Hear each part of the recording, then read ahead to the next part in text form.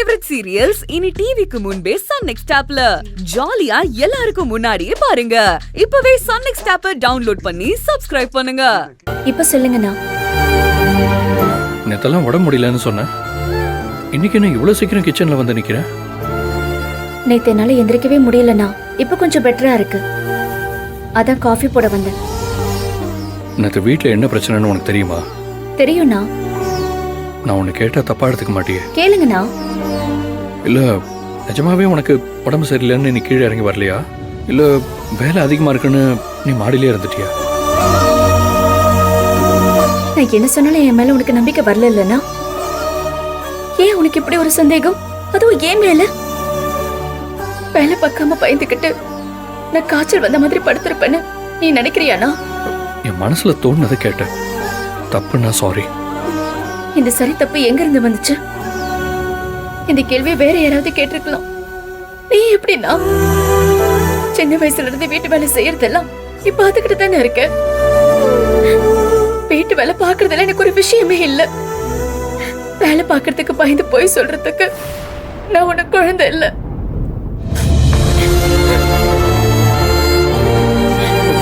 அமுதா, நான் இப்ப என்ன கேட்டேன்னு இப்படி அழற? என் மனசுல தோணுனதை கேட்டேன். அது ஒரு தப்பா? நீ உன் மனசுல இருக்கிறத கேட்டுட்ட. நான் என் மனசுல இருக்கிறத கேட்கவா?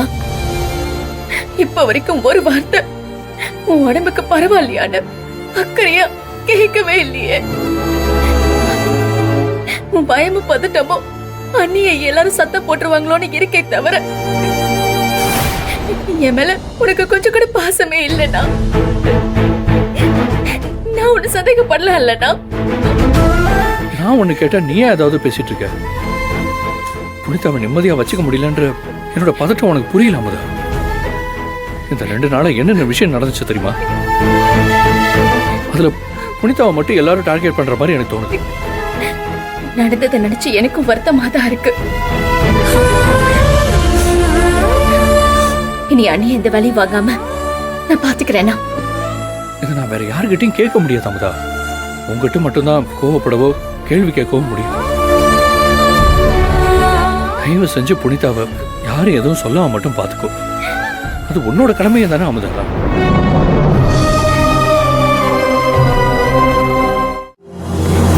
கபிலன், இங்க என்ன பண்ணிட்டு இருக்கீங்க? என்னாச்சு அமுதா? ஏன் அமுதா அழுதுட்டு இருக்கா? அமுதாவை என்ன சொன்னீங்க?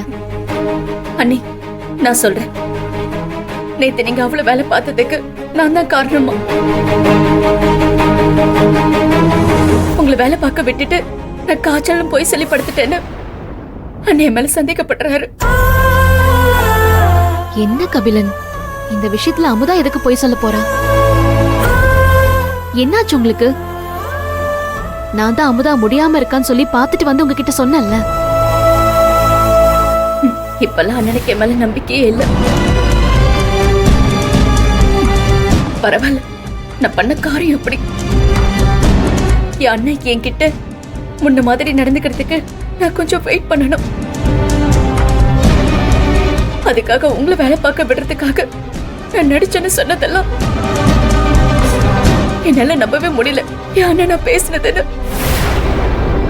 அமுதா, நல்ல வேலை மாமா இங்க இல்ல. அவர் இங்க இருந்திருந்தா ரொம்ப கோவப்பட்டிருப்பாரு. நீ சொல்றதும் சரிதான். இந்த நிமிஷம் மணிகண்டன் இங்க இல்ல. அவன் மட்டும் இங்க இருந்திருந்தானா ரொம்ப கோவப்பட்டிருப்பான். இங்க பாரு, உன் அண்ணன் சொல்றதை நீ பெருசா எடுத்துக்காத. நீ தாத்தையும் தெய்வானையும் என் மேல ரொம்ப கோவமா இருந்ததுனால ஏதோ கொஞ்சம் டென்ஷன் ஆயிட்டாரு இவரு. அந்த கோவத்தை தான் உன்கிட்ட காட்டிட்டு இருக்காரு. இங்க பாரு, அவருக்காக நான் உன்கிட்ட சாரி கேட்டுக்கிறேன். ஐயோ அண்ணி, சாரி எல்லாம் எதுக்கு? நீங்க எனக்காக சாரி எல்லாம் கேட்க வேண்டாம் புனிதா. நீங்க தானே இங்க நாள் முழுக்க வேலை பார்த்து கஷ்டப்பட்டீங்க. தெய்வானையும் அவங்க அம்மாவும் என் பொண்ணை வேலை வாங்காதீங்கன்னு சொல்லாம சொல்லிட்டு போயிட்டாங்க. இந்த நேரத்தில் அமுதா தானே உங்களுக்கு சப்போர்ட்டா இருக்கணும். அதைத்தான் சொன்னேன். என்ன கபிலன், நீங்க முடிஞ்சு போன விஷயத்தையே நம்ம திரும்ப திரும்ப பேச வேண்டாம். தெய்வானைக்கு அவங்க அம்மா இருக்காங்க. என் பொண்ணை வேலை வாங்காதீங்கன்னு சொல்லி அவங்க சொல்லிட்டு போயிட்டாங்க. ஆனா நம்ம அமுதாவுக்கு யார் இருக்காங்க? நீங்களும் நானும் தானே இருக்கோம். நாம தான் அமுதாவை நம்பணும், நல்லா பாத்துக்கணும். சாமி, நீங்களாவது என்ன நம்பினதுக்கு. என்னமோ எனக்கு தோணுச்சு, நான் சொன்னேன். சரி, நான் கிளம்புறேன். கபிலன், என்ன இவ்ளோ சீக்கிரமா கிளம்புறீங்க? சாப்பிட்டு போலாம்ல. இன்னைக்கு எனக்கு ஒரு முக்கியமான மீட்டிங் இருக்கு. ஹோட்டல்ல தான் மீட்டிங்கை ஃபிக்ஸ் பண்ணியிருக்கோம். நான் அங்க பாத்துக்கிறேன். நீங்க போய் ரெஸ்ட் எடுங்க. சரி.